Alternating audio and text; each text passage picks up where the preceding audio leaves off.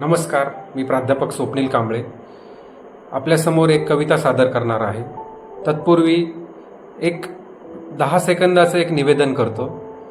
आपणा सर्वांना ज्ञात आहे की 2026-27 हे क्रांतीसूर्य महात्मा ज्योतिबा फुले यांचं जन्म द्विशताब्दी वर्ष म्हणून आपण सादर करत आहोत। खरं तर ते महान समाजसुधारक, स्त्री शिक्षणाचे प्रवर्तक आणि शिक्षणप्रेमी अशी त्यांची मी थोडक्यात ओळख करून देतो।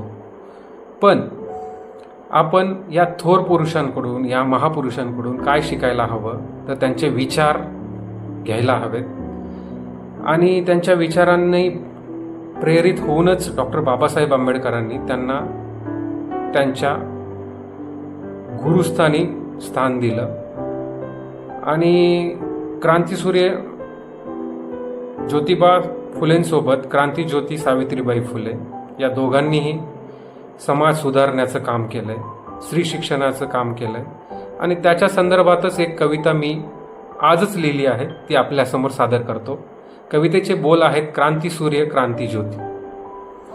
होता क्रांतीसूर्य महात्मा फुले, म्हणून घराघरात प्रज्ञेचे दीप डुले। शिकती आज उपेक्षित गोरगरिबांची मुले, शिकती आज उपेक्षित गोरगरिबांची मुले, ज्ञानाचा प्रकाश सर्वांच्या जीवनात फुले।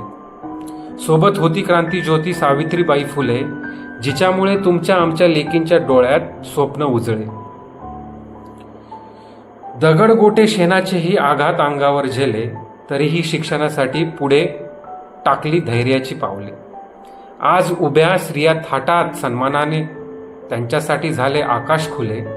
हे सारे घडले सावित्रीच्या त्यागामुळे।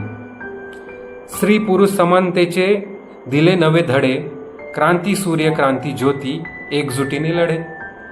घेऊन सत्यशोधक चळवळीचे तेजस्वी विचार, समतेचे दिले त्यांनी अमूल्य संस्कार। विद्येचे धडे देत उघडले प्रगतीचे द्वार, अज्ञानाचा अंधकार केला दूर। त्यात प्रकाशात पुढे बाबासाहेब उभे राहिले। संविधान सभेत सिंहासारखे निर्भय बोलले, न्याय समता बंधुतेचे दिले त्यांनी अमर धडे। म्हणून शिकती आज उपेक्षित गोरगरिबांची मुले, क्रांतीसूर्य क्रांतीज्योती यांच्या प्रयत्नांमुळे प्रज्ञेचे दीप आज तुमच्या आमच्या घरी डुले। ज्ञानाचा प्रकाश सतत पुढेच फुले, समतेच्या वाटेवर समाज पुढेच चाले। होता क्रांतीसूर्य महात्मा फुले, म्हणून घराघरात